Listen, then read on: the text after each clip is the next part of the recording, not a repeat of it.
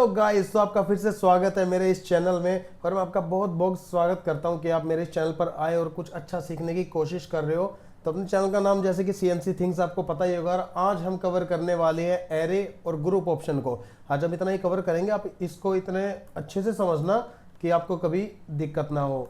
ठीक है, तो किसी भी चीज़ का एरे करने के लिए हमें कुछ ना कुछ एंटिटी चाहिए होगी।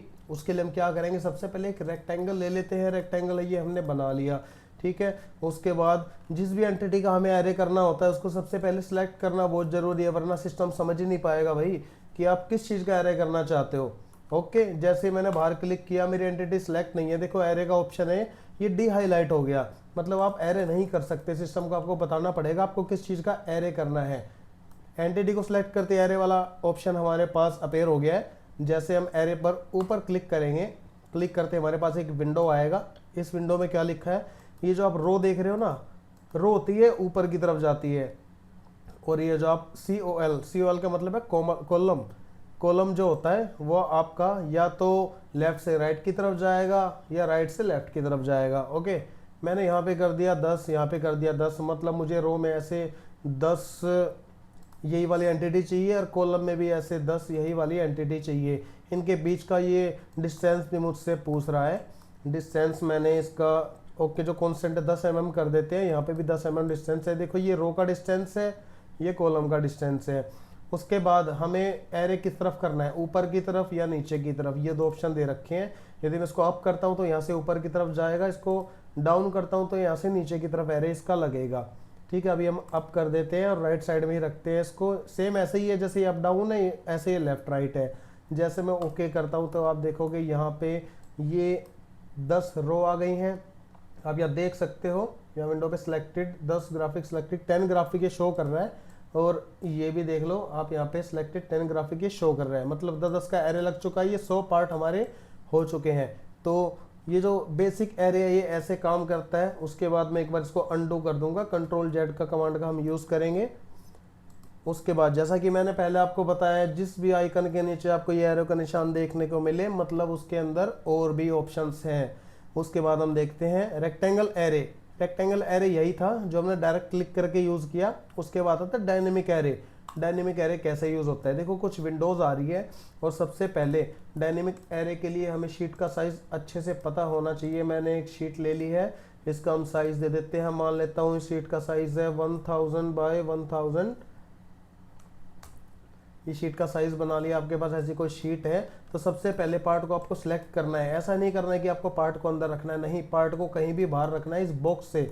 उसके बाद आपको आपके पार्ट के सिलेक्ट करना है। पार्ट को सिलेक्ट करने के बाद एरे वाले एरो पर क्लिक करेंगे, करने के बाद डायनेमिक एरे पर क्लिक करेंगे और आपसे अब ये पूछ रहा है रो का डिस्टेंस और कॉलम का डिस्टेंस। ये शायद आप समझ भी गए होंगे, अगर नहीं भी समझे तो मैं आपको बता देता हूँ। जैसे हम यहाँ से इसका डायनेमिक एरे करेंगे तो ऊपर की तरफ जाते हुए जो डिस्टेंस आएगा पार्ट के बीच में वो रहेगा कितना, वो यहाँ पे आपको फील करना है। और राइट से लेफ्ट या लेफ्ट से राइट की तरफ जाते हुए पार्ट के बीच में जो डिस्टेंस आएगा वो आपको कितना फील करना है, वो आपको यहाँ पर फील करना है। ठीक है, मैं भी कर देता हूँ, यहाँ पे 5 mm कर देता हूँ, यहाँ पे भी 5 mm कर देता हूँ। उसके बाद एक यहाँ पर ऑप्शन दिखा रहा है डिलीट ओरिजिनल ग्राफ। अगर मैं इसको क्लिक कर देता हूँ और मैं इसमें एरे मार दूंगा तो हमारी ये वाली ग्राफिक जो बाहर है ये डिलीट हो जाएगी। लेकिन हम इसको ऐसा नहीं करेंगे फिलहाल के लिए। अगर आपको नीड है तो आप कर सकते हो। जैसे मैंने ओके किया, मैंने इस जो शीट है इसके कॉर्नर पर एक बार सिंगल क्लिक किया, बस मैं अपने माउस को ड्रैग कर रहा हूँ तो देखो ये कितने आसानी से एरे लग रहा है ना। ये बहुत बढ़िया चीज़ है। कोई सिंपल ग्राफिक है उसका एरे करने के लिए देखो आपको पता लग रहा है। जूम भी कर सकते हो, मैंने कुछ क्लिक नहीं किया, अभी ड्रैग हो रहा है, जस्ट जूम कर सकते हो। तो आप थोड़ा सा देखो यहाँ से शीट से बाहर जा रहे हैं तो हम यहाँ तक इसको रखेंगे तो आप ये देख सकते हो कि 1000 बाय 1000 की शीट के अंदर ये वाला जो पार्ट है हमारे 224 ग्राफिक्स इसके अंदर आ गए हैं। तो आप जल्दी से जल्दी ऐसे एरे लगा सकते हो, वरना अगर आप सिंपल एरे लगाओगे ना इससे करके तो आपको थोड़ा अंदाज़ा लगाना पड़ेगा कि रो में कितने आएंगे, कॉलम में इतने आएंगे। अगर आपका आइडिया सही नहीं लगा तो ये हो सकता है ये कम हो जाए या ये ज़्यादा हो जाए। तो ऐसे में आप यूज़ कर सकते हैं डायनेमिक एरे का। उसके बाद आता है सर्कुलर एरे। ये जो सर्कुलर एरे है ये आपका मोस्टली यूज़ होता है होल्स वगैरह की डायमेंशन को सर्कुलर पैटर्न में बनाने के लिए। वो मैं बताता हूँ आपको कैसे। सबसे पहले सर्कुलर पैटर्न वाली बात हुई और होल की बात हुई है तो कम से कम हमारे पास एक डाया होना चाहिए, एक होल होना चाहिए जिसकी डायमेंशन अभी 70 mm है, मैं इसको चेंज करके मैं 50 कर देता हूँ। उसके बाद जैसे ही मैं एरो पर क्लिक करता हूँ, हम जाते हैं सर्कुलर एरे पर क्लिक करते हैं। सर्कुलर एरे नीचे देखिए क्या लिखा है, duplicate object around in a circle circular pattern. ठीक है, तो आप थोड़ा बहुत इंग्लिश में भी ध्यान रखा करो, इंग्लिश के शब्दों को समझोगे, मीनिंग समझोगे तो आपको चीज़ें बढ़िया से समझ में आएगी। तो सबसे पहले आता है हमारे पास मेथड। हमारे पास दो मेथड है, एंगुलर स्पेस और रेंज। सबसे पहले हम एंगुलर स्पेस देखते हैं। ये अभी काम कर रहा है पूरा 360 के बीच में, यानी आप यहाँ से देखोगे यहाँ से यहाँ तक ये 0 डिग्री का एंगल ऐसे बढ़ता चलेगा। ये आपका 90 हो जाएगा, फिर आपका 180 हो जाएगा, फिर 270 हो जाएगा, उसके बाद ये 360 हो जाएगा। तो ये 360 डिग्री को कॉन्सेंट लेके चलता है। जैसे मैं यहाँ पे 90 कर देता हूँ, आपको पता है 90 डिग्री का एंगल यहाँ से यहाँ होता है, परपेंडिकुलर होता है, यहाँ से यहाँ होता है, यहाँ से यहाँ होता है। ठीक है, और नंबर मैंने भी देखो 20 कर रखे, मुझे 20 होल चाहिए, लेकिन ये एक्चुअली पॉसिबल नहीं है। क्यों? 90 डिग्री के एंगल में आपके 4 ही होल्स आ सकते हैं। अगर आपको 20 होल चाहिए तो आपको 360 डिग्री को 20 से डिवाइड करना पड़ेगा, और आपको देखना पड़ेगा कि आपका एंगल कितना आ रहा है, उतना ही एंगल आपको यहाँ फिल करना पड़ेगा, तब आपके 20 होल्स आएंगे। ठीक है, और लगा लो मैं यहाँ पे कर देता हूँ 60 डिग्री।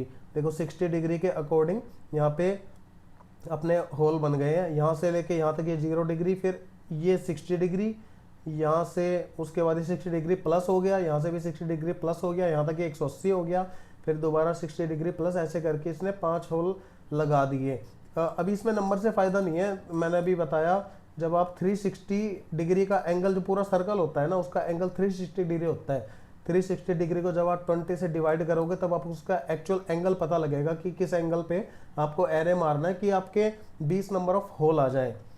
ठीक है, ये सिंपल सा इतना ही है। और देखो हमें डिस्टेंस भी चाहिए होगा, यहाँ से लेके इस सर्कल के सेंटर से लेके इस सर्कल के सेंटर तक जो डिस्टेंस होगा उसे हम PCD कहते हैं, PCD।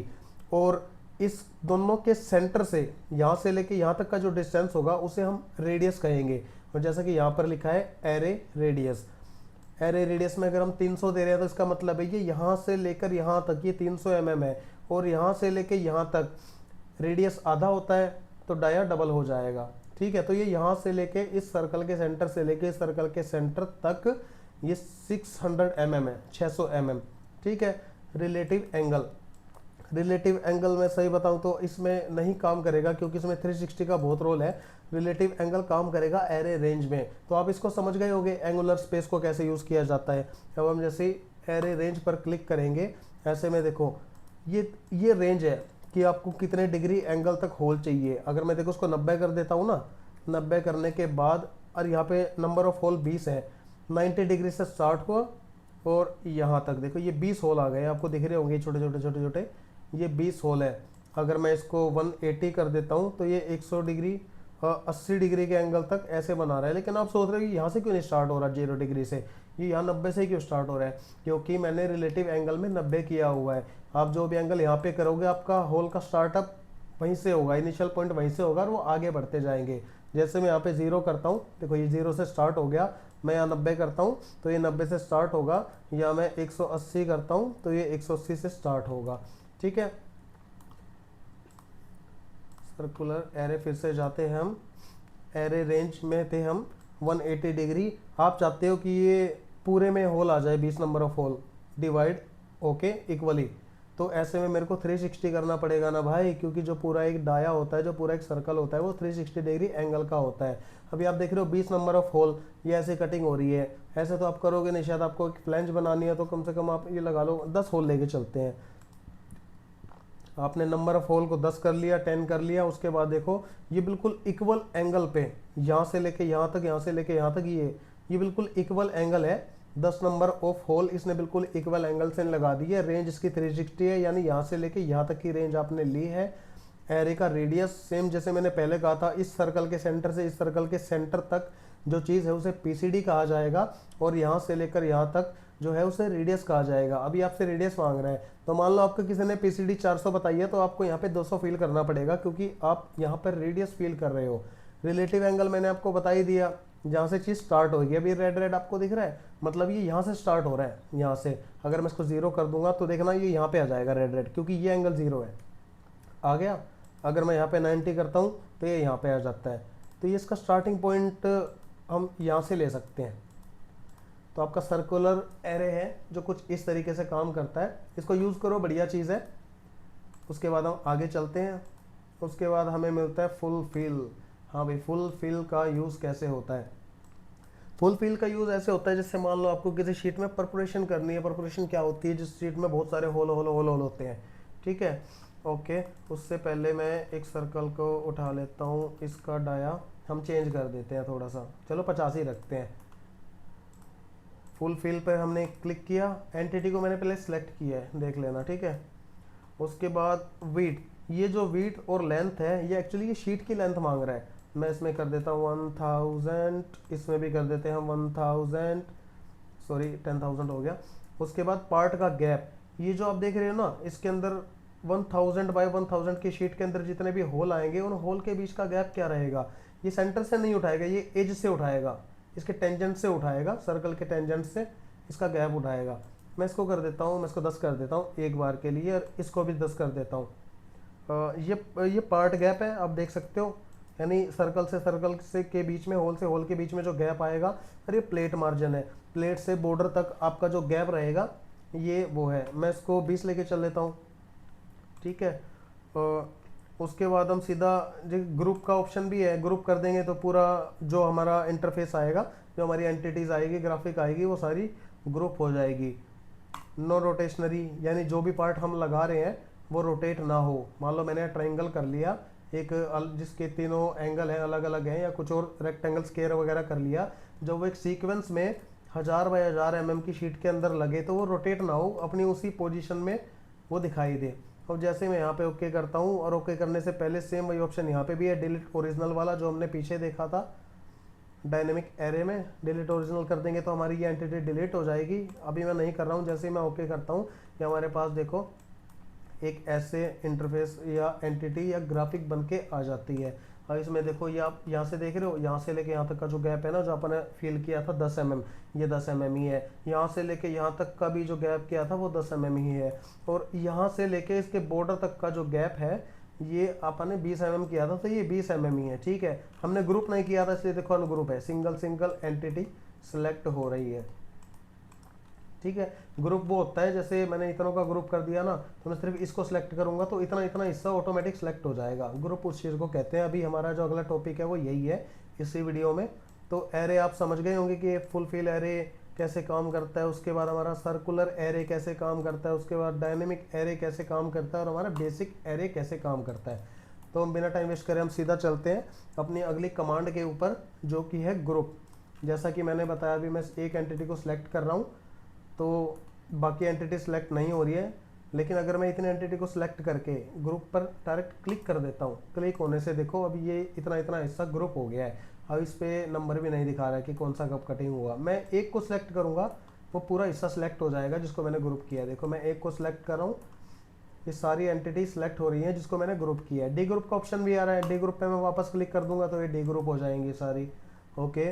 उसके बाद हम चलते हैं, इसके बाद है अनग्रुप ऑल। हाँ, सपोज करो आपके पास यहाँ पे बहुत सारे ग्राफिक है, बहुत सारी फाइलें हैं, उसमें कुछ ग्रुप है, आधी ग्रुप है, आधी अनग्रुप है, तो आपको सभी अनग्रुप करनी है। तो उसके लिए सिंपली ग्रुप वाले एरो पर क्लिक करना है, आपको अनग्रुप ऑल पर क्लिक कर देना है, तो आपकी जितनी भी एंटिटी है जो ग्रुप है या अनग्रुप है वो सारी ही अनग्रुप हो जाएंगी। उसके बाद चलते हैं एक्सप्लोर्ड ग्राफिक। ये क्या चीज़ होती है देखो मैं आपको समझाता हूँ। इसको हम डिलीट कर देते हैं, हम एक रेक्टेंगल बनाते हैं। देखो अभी रेक्टेंगल का स्टार्टिंग पॉइंट यहाँ से स्टार्ट है, ये ऐसे जा रहा है, ऐसे जा रहा है, ऐसे जा रहा है, ये ग्रीन दिखा रहा है। मैंने आपको डिस्प्ले में ऑप्शन में बताया था कि डिस्प्ले ओपन फिगर को, जो ओपन फिगर है उसको रेड कर दे, ठीक है। लेकिन अभी ये रेड नहीं है, मतलब ये क्लोज कर्व है। अब जैसे ही मैं एरो पर जाकर इसको करता हूँ एक्सप्लोर्ड ग्राफिक, अब देखो अब इसकी जो लाइनें है ना, मैं इस लाइन को सिलेक्ट कर रहा हूँ तो यही लाइन सिलेक्ट हो रही है। और बाय द वे ये रेड भी हो गया है। रेड होने का मतलब यही है कि ओपन ग्राफिक होगी, टूटा हुआ है, ऐसे टूटा हुआ है ये, ठीक है, ये ऐसे टूटा हुआ है। अब मान लो आपको इसको जोड़ना भी है, आपने ऐसे लाइन लाइन बना ली, इसको जोड़ेंगे कैसे? आपने इसको सिलेक्ट किया, आप सिंपली ड्रॉ ऑप्शन पर गए, ड्रॉ ऑप्शन पर जाकर आपको यहाँ जॉइंट लाइन दिखेगा, जॉइंट लाइन पर आपने क्लिक किया। ये टॉलरेंस है, ये टॉलरेंस किस चीज़ का है? अगर यहाँ पे मान लो ये 1 mm दूर है, ये लाइन इससे 1 mm दूर है, तो अगर मैं यहाँ पे 1.1 mm भी कर दूंगा ना तो ये आपस में जुड़ जाएगी। तो टॉलरेंस इसका जो है कम से कम हमने इतना दे रखा है 0.1 mm, ताकि 1 mm तक की गलती हम नहीं कर सकते, माइक्रोन्स में हम गलती नहीं कर सकते। तो हमने इसको 0.mm डिफॉल्ट कर रखा है। अप्लाई टू ऑल, जो भी हमने सेलेक्ट किया है उसके लिए हम करेंगे apply to selected. Apply to all रखता हूँ मैं इसको। जैसे मैं ओके करता हूँ तो देखिए कनेक्ट हो गई है आपस में। उसके बाद ग्रुप में आता है हमारा जॉइंट ग्रुप। जॉइंट ग्रुप कैसे काम करता है? जॉइंट ग्रुप ग्रुप वही हो सकता है जिसमें एक से ज़्यादा एंटिटीज़ हो। एक दो एंटिटीज़ में दो एंटिटीज़ कम से कम होनी चाहिए, मोर देन वन। ये हमने एरे कर लिया एक, ठीक है। तो जैसे हमने ग्रुप पर जाकर जॉइंट ग्रुप पर क्लिक किया तो यहाँ पे एक चीज़ और अटैच हो जाती है इसके साथ में, वो है माइक्रो जॉइंट, ठीक है। और ये कह रहे हैं मैक्स डिस्टेंस, यहाँ से लेके यहाँ तक का हमने जो डिस्टेंस रखा है ये उस चीज़ के बारे में पूछ रहा है। हमने इसको एक बार के लिए 1000 mm कर दिया है, क्योंकि हमारी जो सारी ग्राफिक 1000 के अंदर अंदर है। वैसे देखा जाए तो 50 mm के अंदर अंदर है, लेकिन अगर आप कोई ग्राफिक बना रहे हो, कोई एंटिटी बना रहे हो, तो उसमें आपको ये चीज़ें देखनी पड़ेंगी। नो चेंज पाथ, इसे छोड़ते हैं, एक बार ओके करते हैं। अब देखो जैसे मैं क्लिक करता हूँ इसके कॉर्नर पे, ठीक है, लाइंस पे क्लिक नहीं होगा कहीं भी, ये कॉर्नर पे क्लिक होएगा। कॉर्नर पे क्लिक करते ही एक ये लाइन आ गई है मेरे पास। अब दूसरे के साथ में कॉर्नर पे क्लिक करूँगा तो ऐसे एक माइक्रो जॉइंट लग जाता है। ये आप देख रहे हो, ये एक माइक्रो जॉइंट लग गया। जैसे यहाँ पे मैंने आपको गैप सिखाया था, इस एरो पे क्लिक करेंगे तो गैप आता है, सेम वैसे गैप लग जाएगा। और यहाँ पे हमने क्लिक किया, ये गैप लग गया। यहाँ पे हमने क्लिक किया, ये गैप लग गया है। यहाँ पे क्लिक किया, गैप लग गया है, ठीक है। हमने एंटर कर दिया। उसके बाद अब देखो ये ना ग्रुप हो गए हैं चारों, जिस पे मैंने सेलेक्ट किया। और ग्रुप होने के बाद इसमें ये जॉइंट भी लग गया है, ठीक है। जैसे हम गैप यूज़ करते हैं सेम एज इट इज़ वैसे 1 mm का ये जॉइंट है। यहाँ पे भी लगा हुआ है और यहाँ पे भी ये लगा हुआ है। जहाँ पे आपको वाइट लाइन ये इसके साथ में दिखाई दे रही है, यहाँ पे ये जॉइंट है और यहाँ पे भी जॉइंट लगा हुआ है, ओके। अब इसको सिलेक्ट करो, इसको डी ग्रुप आप ऐसे भी कर सकते हो, ऐसे होने के बाद, ठीक है। या इसका दूसरा सही तरीका देखो, अभी मैंने सिर्फ डी ग्रुप किया, ऐसे में इसकी वाली लाइन सी दिख रही है, ये रह गई है। तो ऐसे में हम जाएंगे, सीधा एरो पर क्लिक करेंगे, एक्सप्लोर जॉइंट ग्रुप। ये जॉइंट ग्रुप लगाने के लिए, जॉइंट ग्रुप को हटाने के लिए। जैसे क्लिक किया देखो ये बिल्कुल नॉर्मल हो गया है, कोई दिक्कत रही नहीं है इसमें, ठीक है। तो आपका जो एरे फीचर है वो इस तरीके से यूज़ होगा और आपका ग्रुप फीचर है वो बिल्कुल इस तरीके से यूज़ होगा। तो ये काफ़ी बढ़िया चीज़ है, एरे और ग्रुप आपको अच्छे से सीखना चाहिए।